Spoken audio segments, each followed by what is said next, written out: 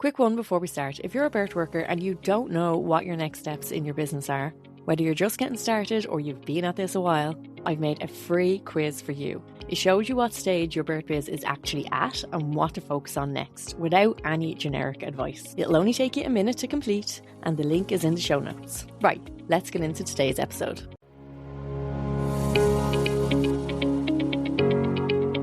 Hello and welcome back to the Pregnancy and Postnatal Entrepreneurs Collective podcast. I am your host, Niamh Cassidy, business coach and mentor for birth and postpartum workers in my company, Your Birth Biz, where I provide memberships, an inner circle group coaching program, and one-to-one coaching. And today's episode is a little bit different. So this episode was not supposed to go out today. A different episode was supposed to go out today, but last night, as I was filling in my journal, there was just so much going on in my head that I needed to say and that I thought might be beneficial for you. I said to myself, I want to record a new episode tomorrow and put that out instead. So I have done that this morning. I recorded an episode. It's what you're about to hear. I normally record my intro as part of the episode, but I felt I needed to see what I ended up saying before I recorded this episode. And what we're going to talk about is going to be a little bit difficult. I'm going to talk about the downturn in bookings, but why I think that might be happening. And there will be themes around violence against women, wars about genocide. So that is a content warning if you are not in the capacity to listen to that at the moment.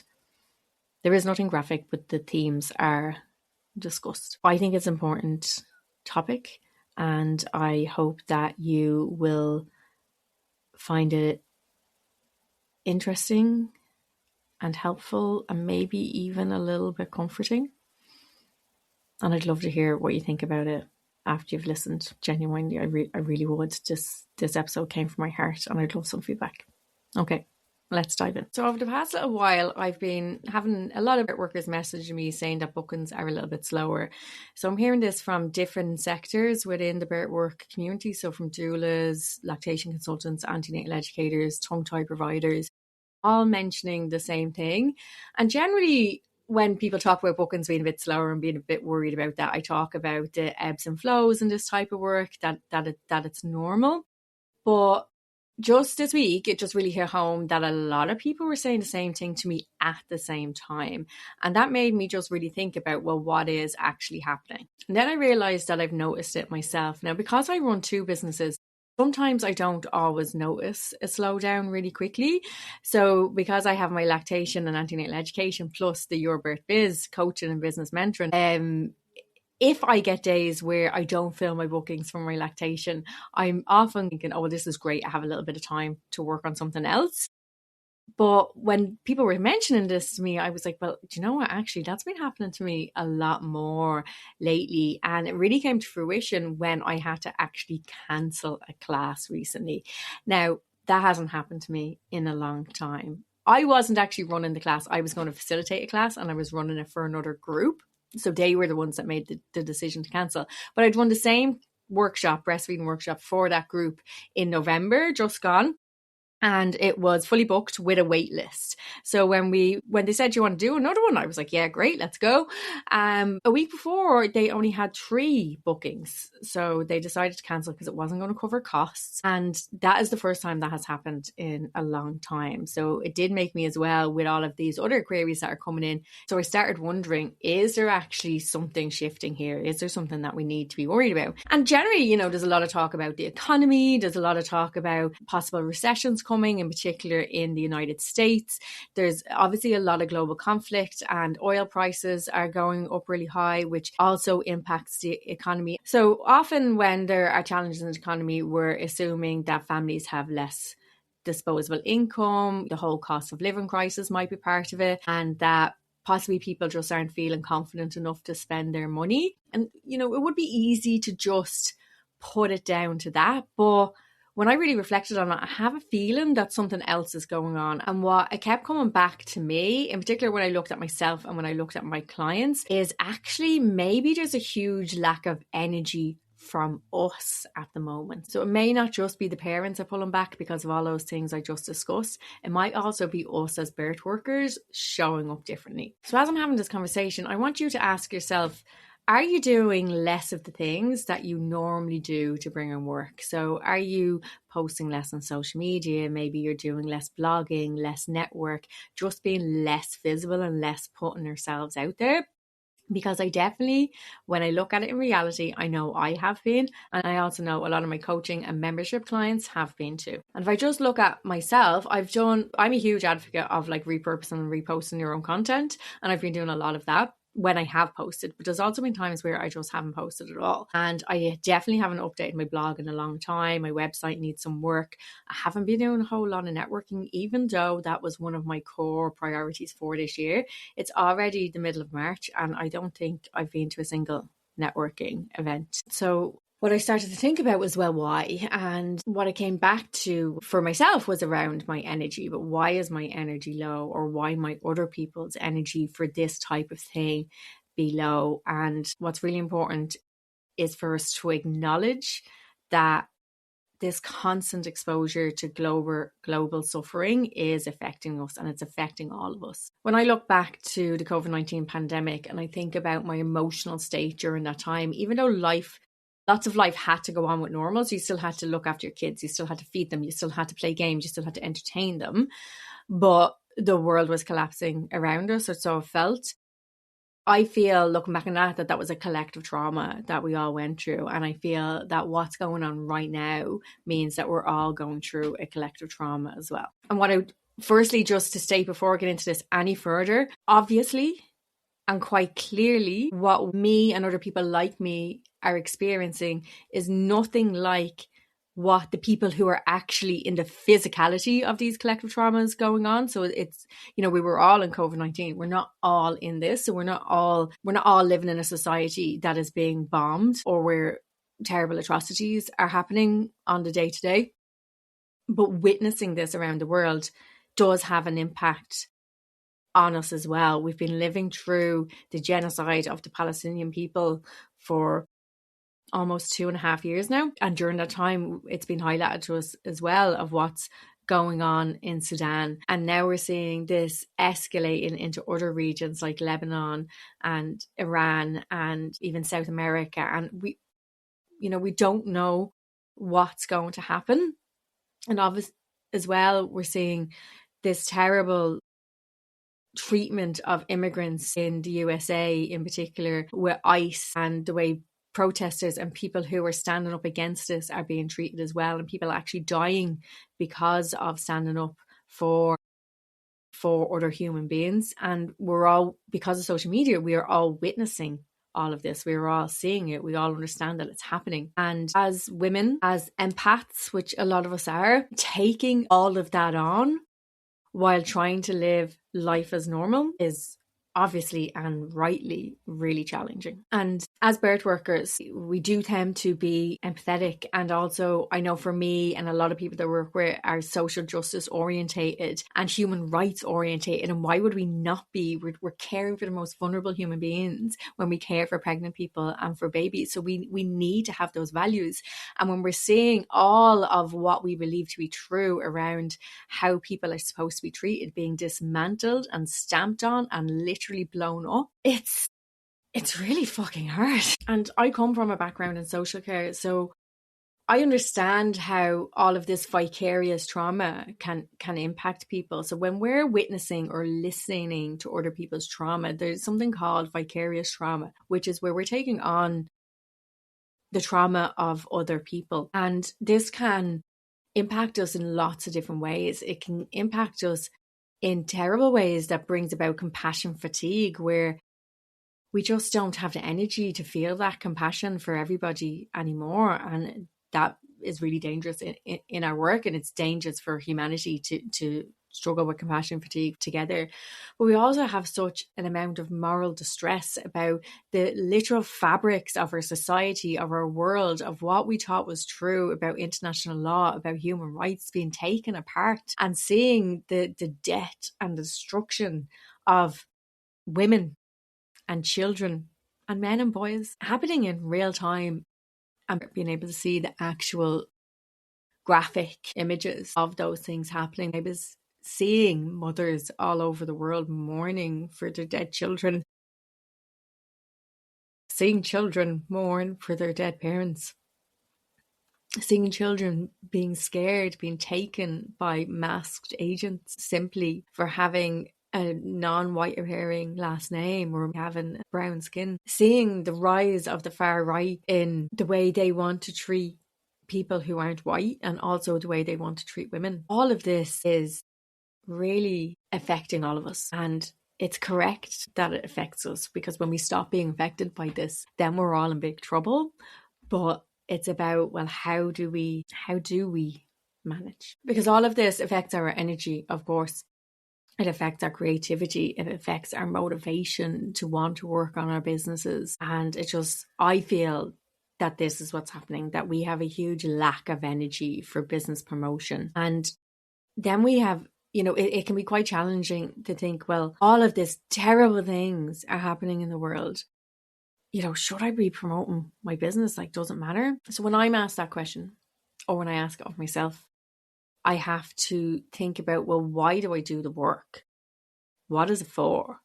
And the work is to help the mums and babies that I can help right now around me, to help those families. And that work hasn't stopped being important because of what's happening in the world. If anything, it's even more important.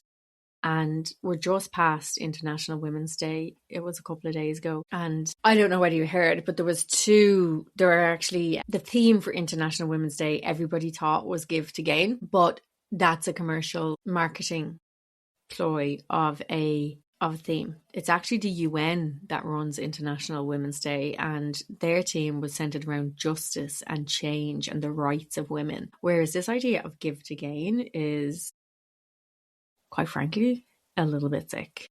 This idea that women have to give more to gain more. And it kind of, for me at least, it shows how the far right are infiltrating almost everything right now, and that we need to be really, really careful around this. And also, every year anyway, International Women's Day brings up how we still have so far to go. We're seeing women's rights being rolled back in Western developed countries. We're seeing violence against women being not just continuing as it always had, but increasing and being justified again. The rolling back of women's rights and violence against women is starting to be justified by these far right actors. And also, there are still many, many countries where women do not have access to rights that they should have access to. And the gender pay gap is still prevalent. Violence against women in every society is still so prevalent. And we're seeing this violence increase in these wars and genocides that are happening across the world. And women and children are the main victims in all of this. When we look at the school in Iran and all of those beautiful baby girls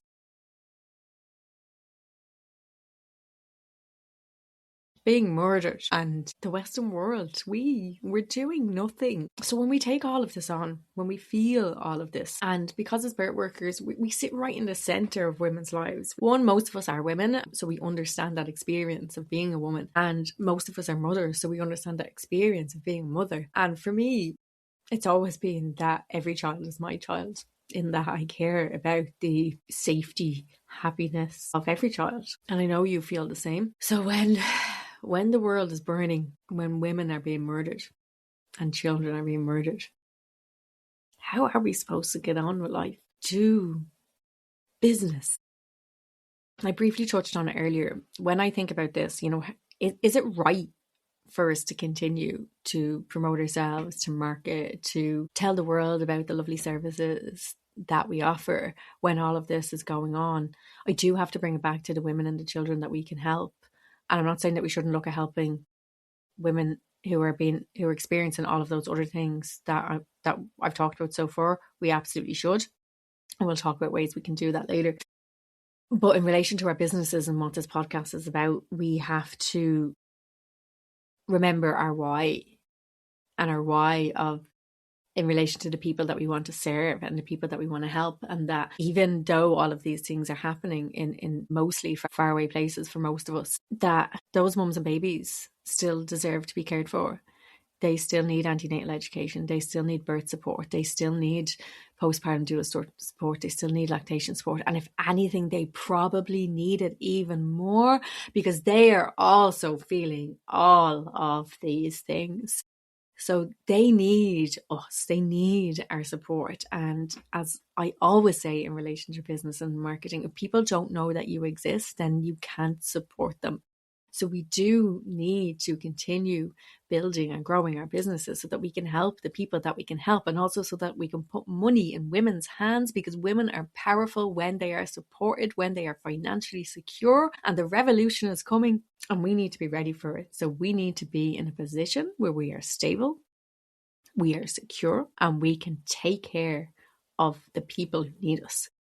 So what can we do in relation to our businesses at the moment? Because what can happen, if I go right back to the start of this episode where I was talking about how, there's generally an ebb and flow in our business anyway, and that's normal. I don't worry about it because we have good months that help out with the less good months, and that's what we should be balancing towards, is having a balanced income overall, not the same income every month.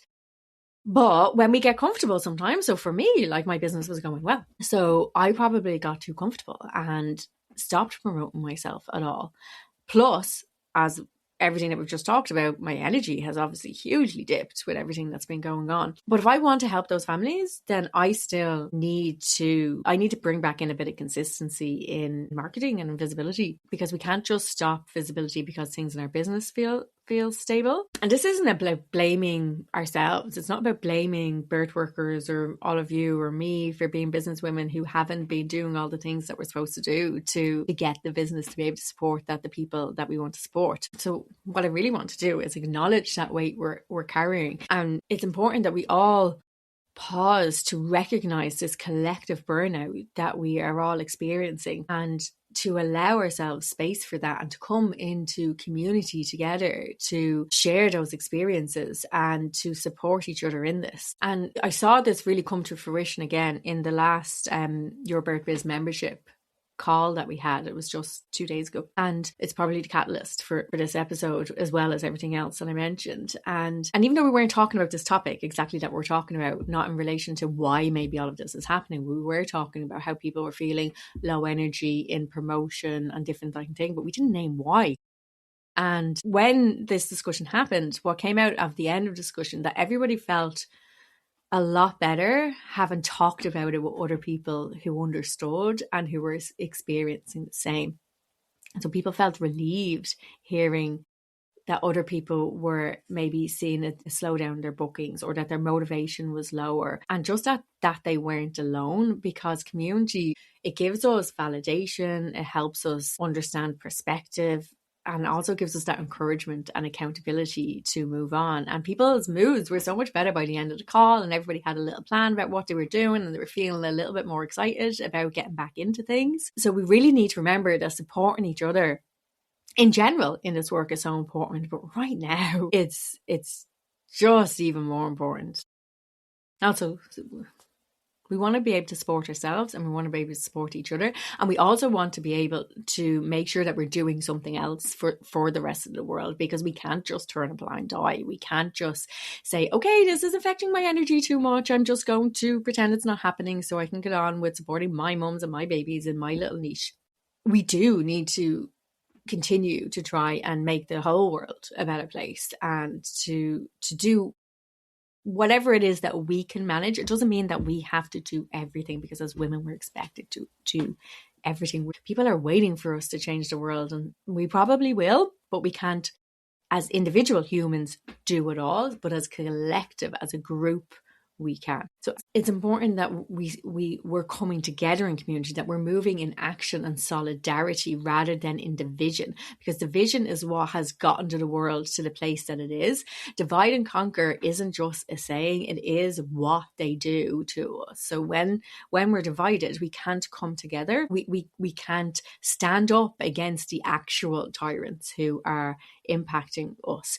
And that's why the rise of the far right and things like that, and the increase in violence against women and in putting women down and taking away women's rights, it's all a ploy for the people who are actually doing the bad things to get away with it. Because if all the ordinary people, if all the working class people, if all the poor people, if all the middle class people are just fighting with each other, so we're fighting men against women, we're fighting immigrants against non-immigrants, we're fighting black against white, white against black, we're fighting gays against straight against gays, transgender people, if we're all infighting, then all of those people can do the things that they're doing right now. So we need to all come together in community and support each other professionally, socially, morally, and engage in these ethical conversations and not shy away from them, as many people have. And if you are feeling all of this, if this is vibing with you, there are some organizations that you might like to get involved with if you haven't already. We have Birth Workers Against Genocide, we have Mothers Against Genocide, we have World Birth Worker Week coming up.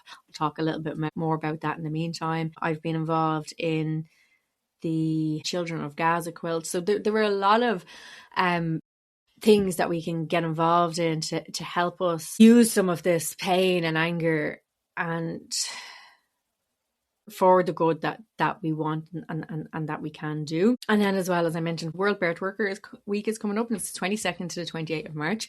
And this is it's important week for all of us as birth workers to come together in solidarity, to come together and say that we stand for something, to come together and recognize the impact that we have across the world in the families and the communities that we support directly on the ground, and also in how we can rise up and stand up for what we believe in other areas too. And it's a great week for us to be able to support our colleagues, to amplify each other's work, and for all of us in ourselves to be able to reconnect with why we do this work in the first place. So if you haven't seen World Birth Workers Week or got involved in it yet, I'll highly recommend that you follow that account and get involved. There's some great women behind it. So just to wrap up a conversation that I don't think I actually can wrap up, what I'm saying is we're all experiencing a global vicarious trauma. Our energy is low. We're confused about what we should and shouldn't do. Is it right? Is it wrong? But what I know to be true is that when we come together in community, when we come together to support each other, when we come together to rise and be loud and talk about what's important to us and why it's important to us, that this is where we will get our energy from. This is how we will remember that it is important to promote ourselves and to look after the families that we want to look after, because they need us, and the international community needs us to be that voice, to say out loud what we believe in and why we believe in it and why it's important. It's okay if your energy has been lower. It's understandable that this world is feeling very, very heavy right now, but we don't need to navigate this alone. Birth work has always been about community, about care, about solidarity, about the village. And it's time that we came back together. So if you are feeling a bit lost and alone, just reach out, send me a DM, send me a voice note. I'd love to chat with you. Reach out to other groups in your area, connect with Birth Workers Against Genocide, connect with World Birth Worker Week, but just please don't sit out there alone in all of this, because women are the supporters of community and of society, and we are the social fabric that needs to stay together and bring about the change that we want to see in the world. So please don't be alone in this. Do reach out if you need support or just to have a little vent. I'd love to hear from you. Until next week. Bye bye.